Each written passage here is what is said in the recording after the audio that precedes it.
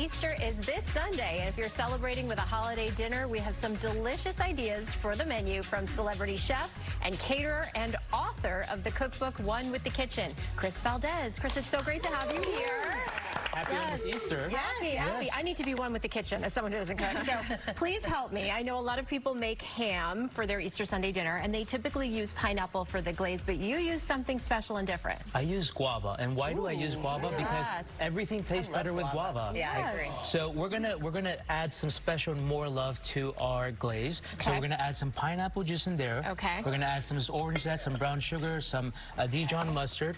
Ooh, Dijon mustard. And then the secret ingredient right here, we have some guava. Do I add this? Look at that. Add some of that. That's the brown sugar. We're going to cook this down. We're going to make our glaze, but we're also going to make sure that this tastes even better. It smells so good. Once we bake our ham, This is what it looks like when you're done. Yes, this is what it looks like. But very important, we're going to add some of those ham drippings because like my friend Talia says, more is more. So we want more flavor. So and then we're going to glaze. We're going to mix it in glaze. Oh, I get to glaze? Okay. Yeah. You get to but glaze. make sure that you get in there. This is a great tip I'm Get going to in give you. where? Where am I going? All over there. all over. Okay. There. Like, let me show. Hold on. Let me show you. Oh, You're going to get all inside each. Does that keep it juicy? Does that keep not it only juicy? does it keep it juicy, but it keeps it flavorful in all of the areas, you know? So it's like when you're doing your makeup, you also need a nice dress. You also need the nice shoes. You need the whole thing.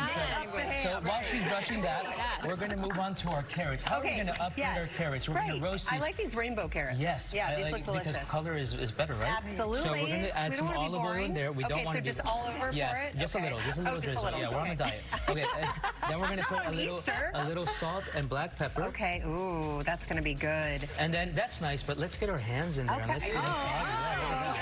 A little toss. I'm just getting my hands dirty eating them. We're going to roast these carrots, and then 425 degrees, so they end up like this, nice and roasted. Yeah. And then we're going to upgrade this by adding a little bacon. So we have a little bacon. Look at this. This is the tea right here. We're going to add a little bacon. We're going to add a little queso fresco. Because we're not on a diet. Right. We're not on a diet. It's Easter. And then gotta take a pause. We could put a little honey, but we want it more is more. So truffle honey. We're going to add that over. That's too much. That's amazing. Now you're just showing off. Right. We have to show up. And then my doctor always asks me if I eat my greens, so I always add something green because I don't like to lie. So there we go. That's your greens. And this is how we elevate these carrots. So then the next one. Continuing the lack of dieting theme here, we're moving to rice pudding. And how do you get this like amazing but this is not rice texture? pudding. This is arroz con leche. Oh, there we go. Help me out. Say it. Arroz con leche. Arroz con leche, because everything sounds sexier in Spanish. Yeah, put that Spanish major to good work. Arroz con leche is basically rice with cream and milks. So we're going to add rice creams. And how do we upgrade this? We're going to add a little bit of orange zest in there. Ooh, okay. Orange zest, and it's not going to add an orangey flavor. It's just going to add a nice fruity flavor. Okay. We're going to add some cinnamon sticks, and if we have some, a nice vanilla bean is going to add a great touch. Now, depending on what type of Hispanic culture you're in, some people add some rum in there. Some people add raisins. I like it just like this because it's nice, flavorful. And then once we serve them, here, if you want to help me serve one there.